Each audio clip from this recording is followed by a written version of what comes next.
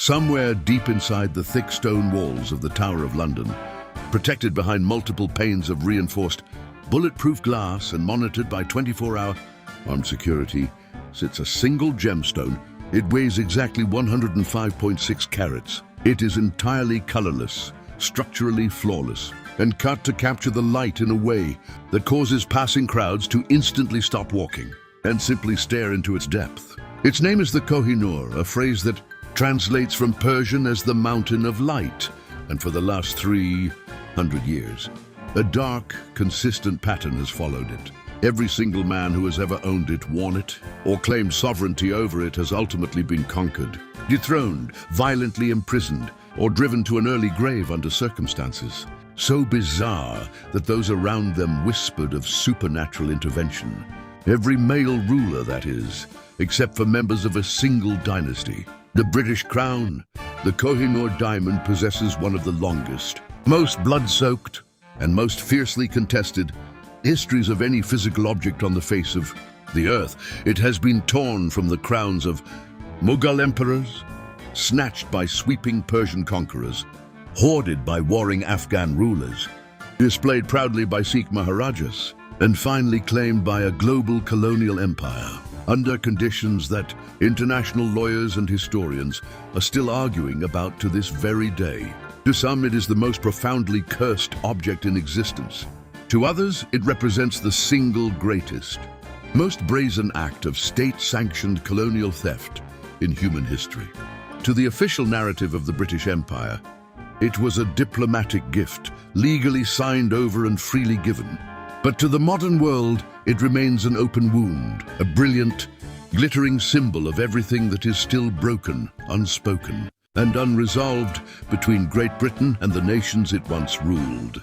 For decades, the physical diamond has not moved an inch from its display case in London, but the global geopolitical storm surrounding it has never stopped moving. This is the unfiltered, complete chronicle of the Kohinoor, where it was pulled from the earth, the empires it shattered, the men it destroyed, and why it remains the most politically explosive, radioactive gemstone in the world. The true birth of the Kohinoor is shrouded in the myths of ancient Indian history, buried beneath layers of mythology and conflicting folklore, long before it was recorded by royal scribes. Legends claimed it was the legendary Syamantaka jewel of Hindu mythology, a stone blessed by the sun god Surya, possessing the power to bring prosperity to the pure-hearted, but utter ruin to the wicked. However, stripping away the myth reveals a precise geological reality. The most widely accepted historical and academic consensus places the diamond's physical origin deep within the rich alluvial mines of the Golconda region, located in what is now Andhra Pradesh in southern India. For centuries, the legendary mines of Golconda were uniquely significant. From antiquity until roughly the early 18th century, they were the only known source of diamonds on the entire planet. Every legendary stone that would later define the royal treasuries of Europe and Asia, from the deep blue Hope diamond to the brilliant Regent and the massive Orlov, was pulled from this exact same southern Indian soil. The Kohinoor is believed to have been uncovered sometime before the 14th century, passed silently between regional, southern dynasties like the Kakatiyas before migrating north through conquest. The earliest definitive, reliable written reference to the stone appears in the Baburnama, the intensely detailed personal memoirs of Babur, the brilliant military strategist who marched from Central Asia to found the mighty Mughal Empire. Following his decisive, bloody victory at the First Battle of Panipat in 1526, Babur records the acquisition of an extraordinary diamond of unimaginable value. Fascinatingly, Babur does not call it the Kohinoor. He writes of it with a sense of pure awe, describing it simply as a stone, so immensely valuable that its worth could easily pay for the daily food and expenditure of the entire population of the world. While modern historians still debate whether this specific stone was the exact diamond we know today, the historical thread firmly ties it to the growing wealth of the Mughal court. By the time the Mughal Empire reached the absolute zenith of its architectural and economic power under Emperor Shah Jahan, the visionary ruler who constructed the Taj Mahal, the diamond had become the centerpiece of the most extravagant object ever built by human hands, the Peacock Throne. This was not a mere chair, but a massive, elevated structure of solid gold, completely encrusted with thousands of rubies, emeralds, pearls, and diamonds. On either side stood two meticulously carved peacocks glittering with precious gems, and positioned between them was a life-sized parrot carved entirely out of a single, flawless emerald. Historical records indicate the Peacock Throne took 7 years of continuous labor to construct and cost twice as much as the construction of the Taj Mahal itself. And there, placed at the highest point of the canopy directly above the emperor's head, sat the unmounted diamond. It hung suspended in the air, watching silently as the wealthiest empire on earth conducted its court. It belonged for a time to a dynasty that seemed utterly unshakable, but Mughal dominance was dealing with a slow, creeping decay. The Persian invasion. By the early 18th century, the Mughal Empire was fracturing from within, hollowed out by internal rebellions, corrupt courtiers and weak rulers. And from the west, a devastating storm was brewing. In the year 1739, a brilliant but terrifyingly ruthless military commander named Nader Shah swept across the rugged terrain of the Khyber Pass. Nader Shah was the ruler of Persia. He had risen from nothing to forge the most feared, disciplined military machine of the era, already crushing the massive Ottoman and Russian armies. Now his eyes were fixed on the unimaginable. Legendary riches of Delhi, Nader. Shah's forces breached the defenses of Delhi with catastrophic ease. What followed remains one of the darkest, most traumatic chapters in the history of the Indian subcontinent.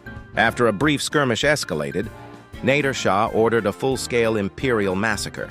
In a single horrific day, his highly disciplined soldiers slaughtered tens of thousands of innocent civilians, leaving the streets of Delhi running red with blood and reducing ancient, wealthy neighborhoods to smoking ash. With the city thoroughly broken, Nader Shah systematically emptied the imperial vaults. The legendary Peacock Throne was dismantled and packed away. Generation worth of gold bullion, priceless illuminated manuscripts, jewel-encrusted weapons, and chests of pearls were loaded onto hundreds of imperial wagons. The total plunder was estimated at an astonishing 700 million rupees, a wealth so vast that Nader Shah completely exempted the citizens of Persia from all forms of taxation for the next 3 years. Yet amid this sea of plunder, the legendary diamond of Babur was conspicuously missing from the official treasury lists. According to historical lore, Nader Shah was secretly informed by a disgruntled harem courtier that the defeated Mughal emperor, Muhammad Shah, kept the priceless gemstone permanently hidden away, tucked deeply inside the folds of his royal turban. Knowing that an open, physical search would deeply humiliate his defeated host and break the fragile terms of surrender, Nader Shah devised a brilliantly deceptive psychological maneuver. During a grand valedictory feast meant to signal the end of hostilities, Nader Shah warmly proposed an ancient, unbreakable tradition of brotherhood, the mutual exchange of turbans between the two rulers.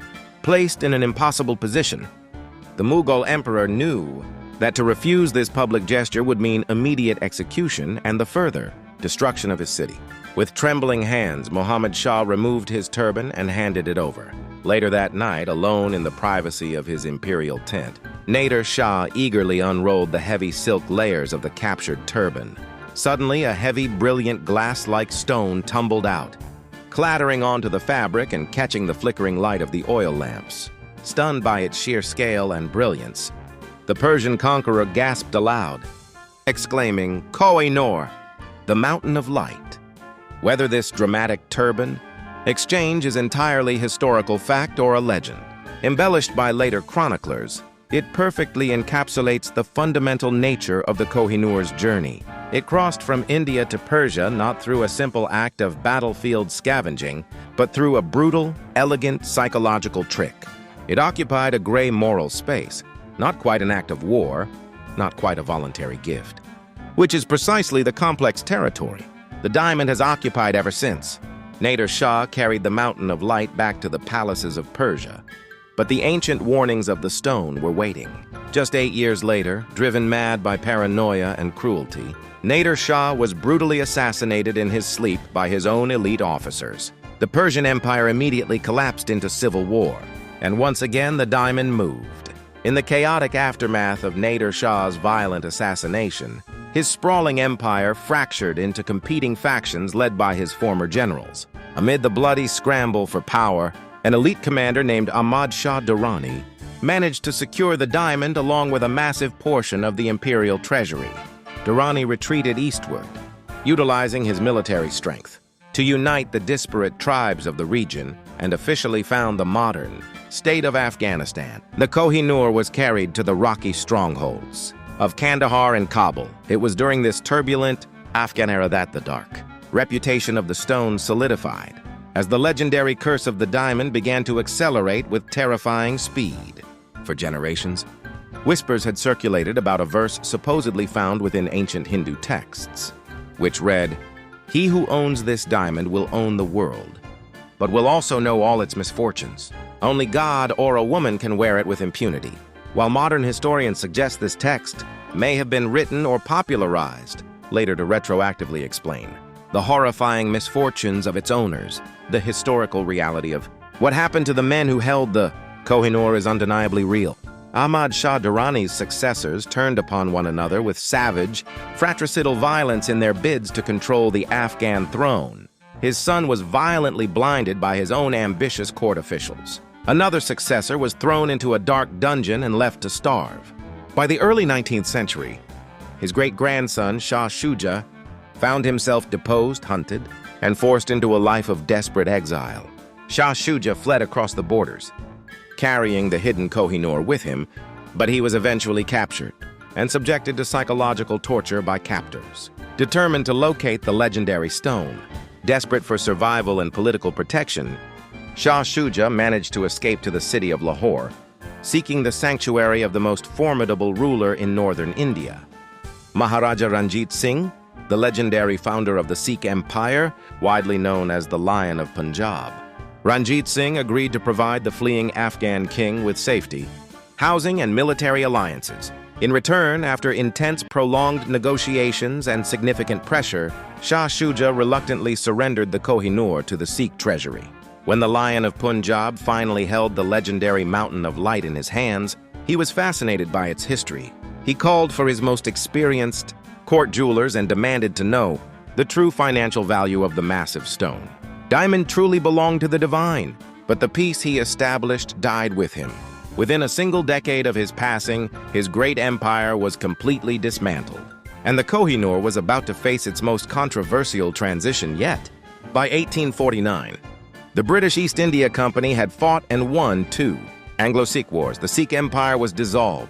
Punjab was annexed. The last ruler of the Sikh Empire was Maharaja Duleep Singh. He was 10 years old.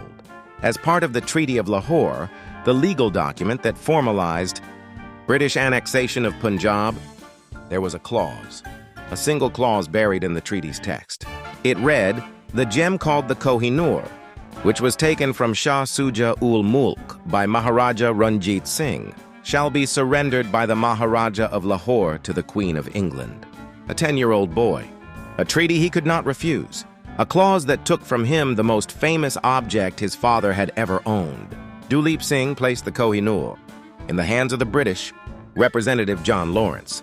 There is an account, disputed in its details, that Lawrence forgot it was in his waistcoat pocket for 6 weeks and discovered it by accident. The diamond was shipped to England and presented to Queen Victoria. In 1850, on the 250th anniversary of the founding of the East India Company, the British public was fascinated by it, but also underwhelmed.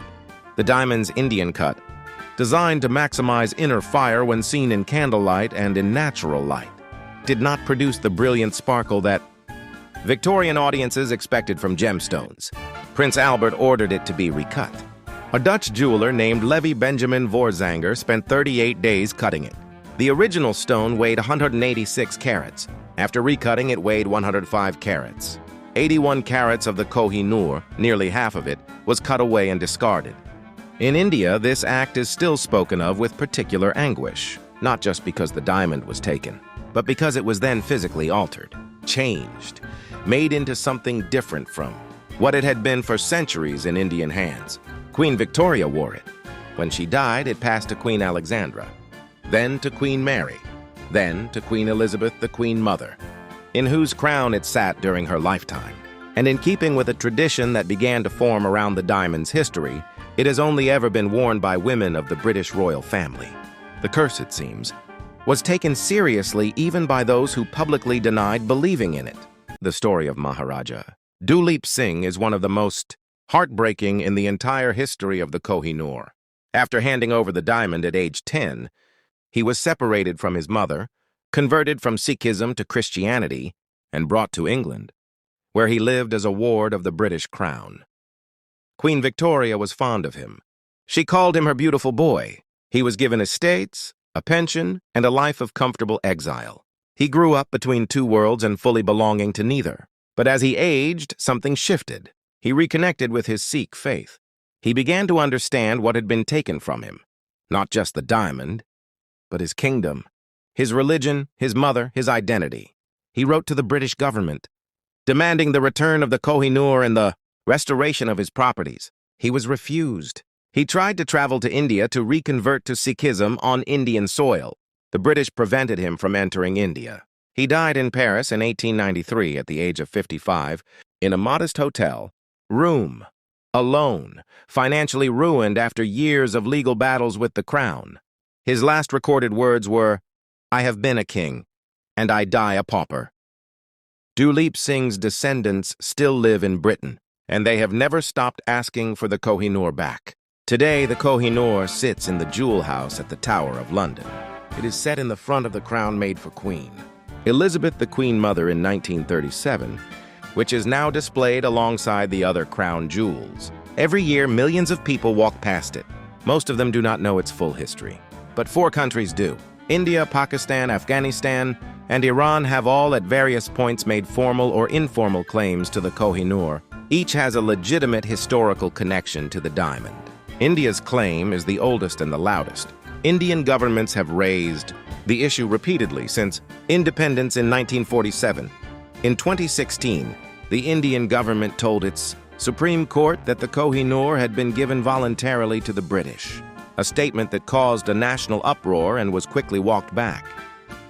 The British position has been consistent. The Kohinoor was legally acquired under the Treaty of Lahore, and returning it would set a precedent that could empty every major museum in Britain of objects acquired during the colonial era.